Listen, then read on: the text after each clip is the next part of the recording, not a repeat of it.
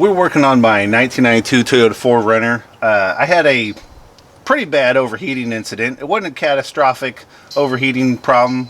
Catastrophic in my mind is when the heads warp and you blow head gaskets. But it was boiling water for 5 minutes after it got parked.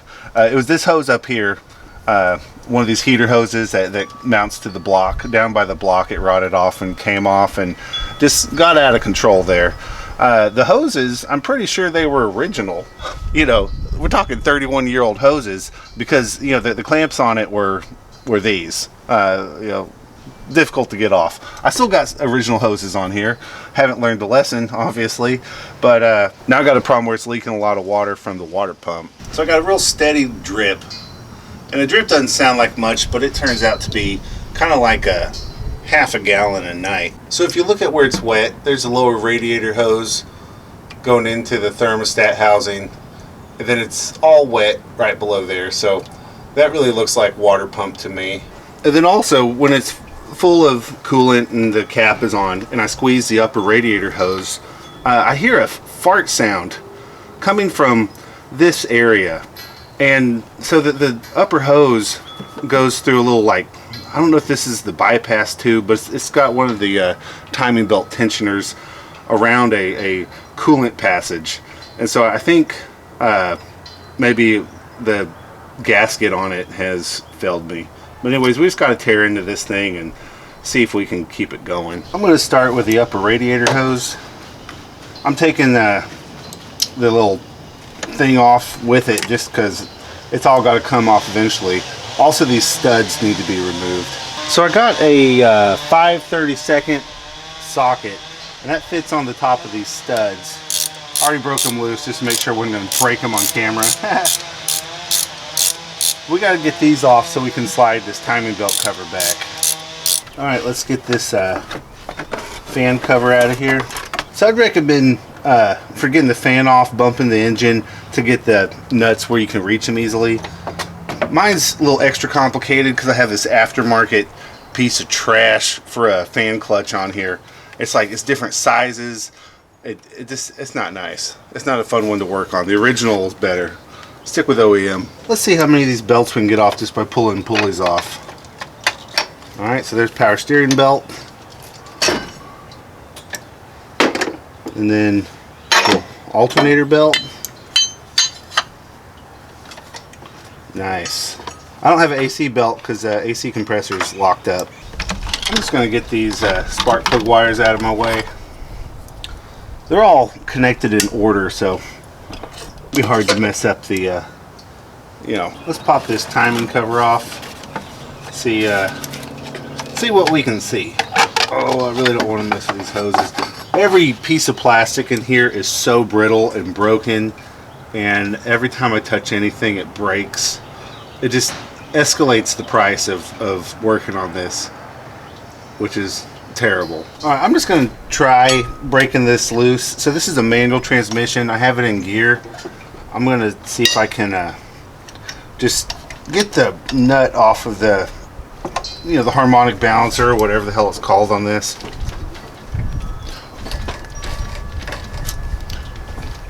I don't think so. I might have to get an impact on it.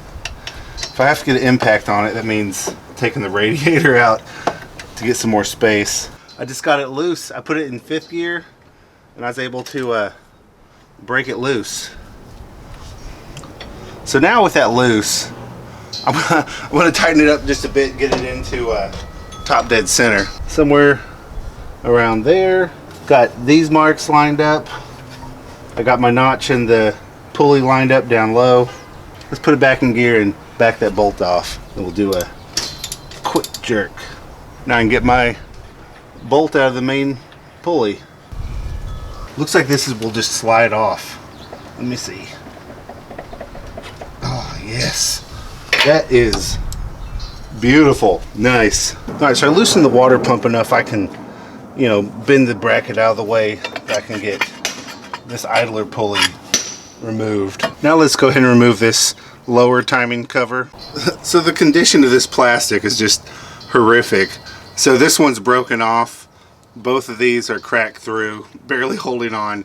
I mean, all the plastic on this car is dying, dude. So I'm only planning on replacing the water pump for a lot of reasons. One is this boot right here, from mass airflow to intake.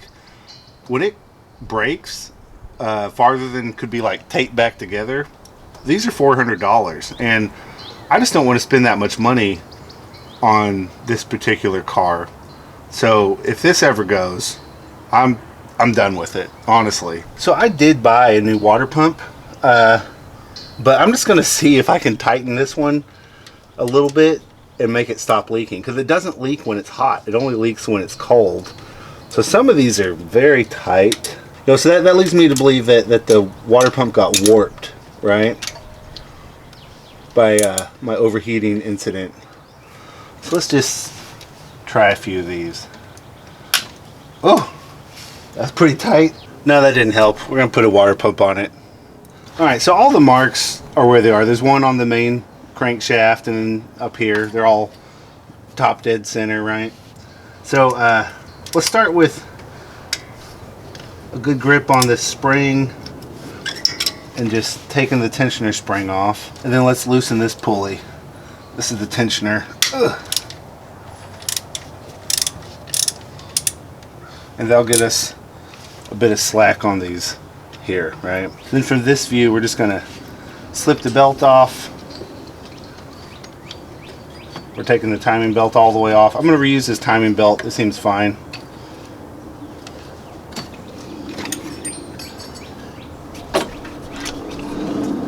If you look at it, there's no cracks. I know, I'm a cheap bastard, aren't I? Let's yank this tensioner.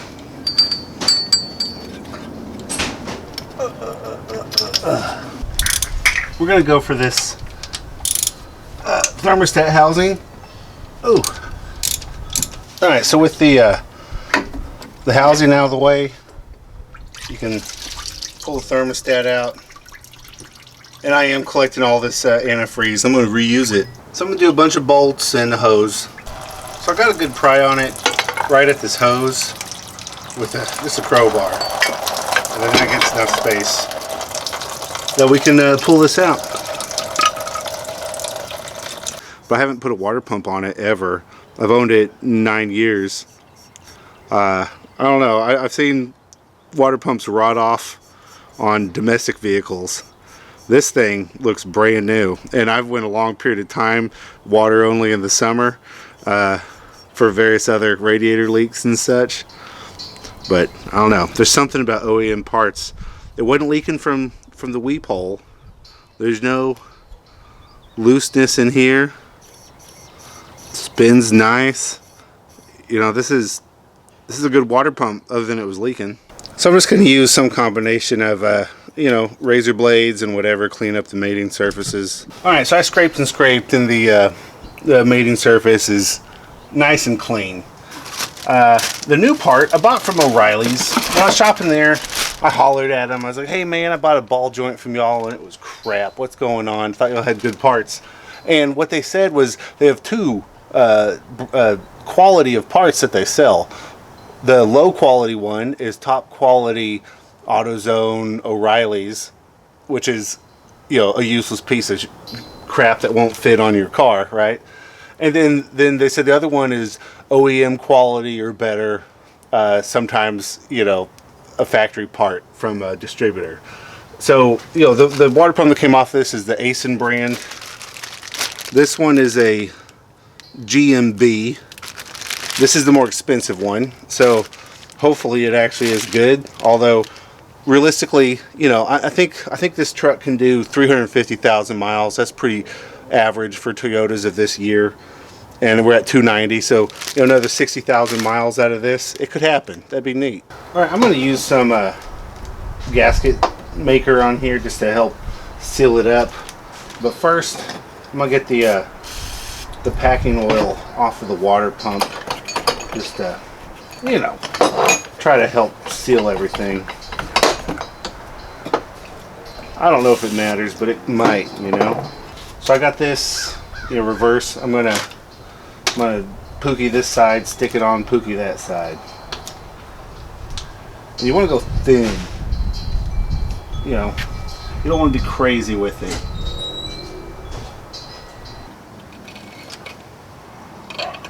So I have all my bolts laid out on the old water pump. Just so I don't, you know, in case they're different sizes, I know where they go. Alright, I'm going to go ahead and put the new seal on the old thermostat. And with the little, you know, bubble vent thing on top, jab that right in there. And then thermostat housing is nice and clean. Because before I bought a water pump, I tried to see if the leak was from here, and I cleaned it up real good. I didn't look up the torque specs. I don't have a good torque wrench. You know, this is what I got. And so I just went somewhere around, you know, 20 Newton meters several times everywhere. It's a tightness. It doesn't feel overly tight, but it's kind of tight.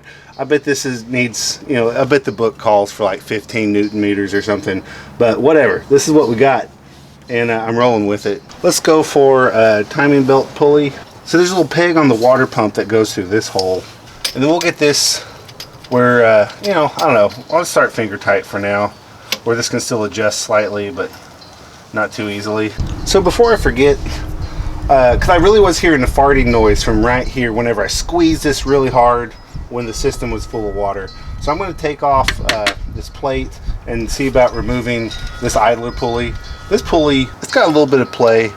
It probably could stand to be replaced. Man, you hear those bearings? Yeah, it needs to be replaced. But guess what? I'm not going to do it. And then with this removed, looks like there's 4 12 millimeters to get this off. We'll cover our bolts. The rear ones fell in here. Alright, didn't drop them in the engine. Good. This was not easy to clean up. There's a little groove in here. So I guess you use this sort of gasket. And put some liquid gasket. Okay. I'm going to go a little thicker with this one. Gonna make a big mess of it too. Ooh. Oh man, this liquid gasket was mostly air bubble. Did that shrinkflation? Some critical stuff back here. Okay, yeah, that's a lot of pookie. So I'm gonna try installing it with the bolts in first. Let me get a tool handy. All right, so I got this on. Let me bolt that down. I guess it's time for a timing belt. So I'm going to start at the bottom. The crankshaft is still spot on lined up. And I'm going to hook it around this way and try to get everything in order. Or it's not too loose there. We'll come around here. That lines up nice like that. And then I'll flop down underneath here. Get that decently tight. My marks are still looking good. That seems like the only way that could go. A little bit loose right there.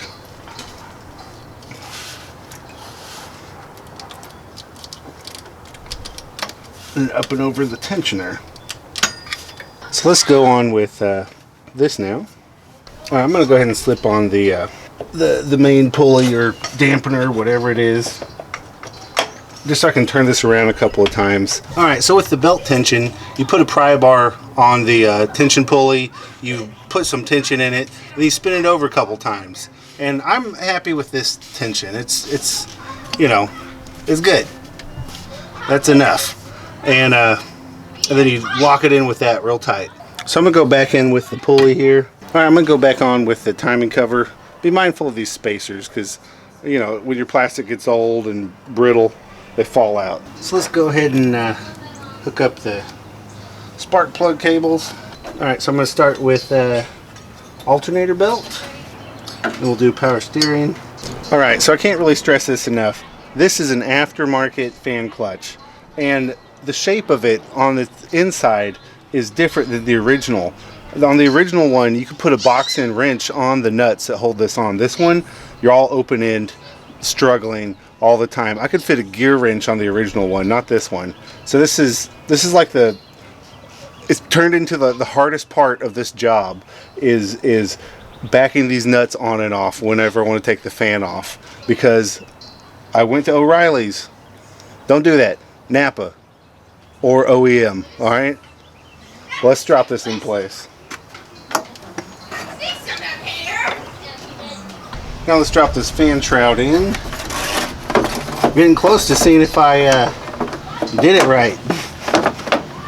All right, let's install some tabs right here. These are, I already cleaned the surface, so I'm just going to stick them on here and put the pookie on the other side. Alright, so for this top, it looks like it's another gasket, liquid gasket moment. Let's get the crusties off. So this one, I'll go a little bit thick with it too. So I cleaned the surface. I'm just going to go ahead and shove it on here. Twist that. Alright, so it's holding itself on. Throw these on and get my 10mm. So let's go ahead and tighten up this hose clamp. And I think we're ready to test now. I'm going to throw a little bit of water in it and just fire it up. Make sure it runs. I mean, it'd be ridiculous if I got the timing off on the timing belt, right? But it could happen. I don't even know if this is an interference engine or not. So all this antifreeze, I collected it. I lost some, so I'll have to buy some, but I'm recycling nasty old antifreeze. That doesn't look nasty. Looks like some good stuff. All right, moment of truth for if it could run.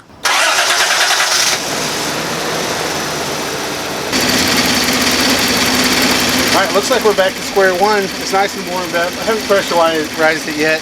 I want to make sure that the gasket stuff can seal up before I put it under pressure. So I'm just going to leave it open for now. You can hear it. That bearing. It's a noisy bitch.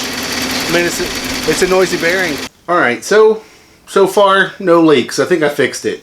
I won't really feel comfortable knowing if it drips when it's cool until it's actually cool, and that'll be tomorrow morning.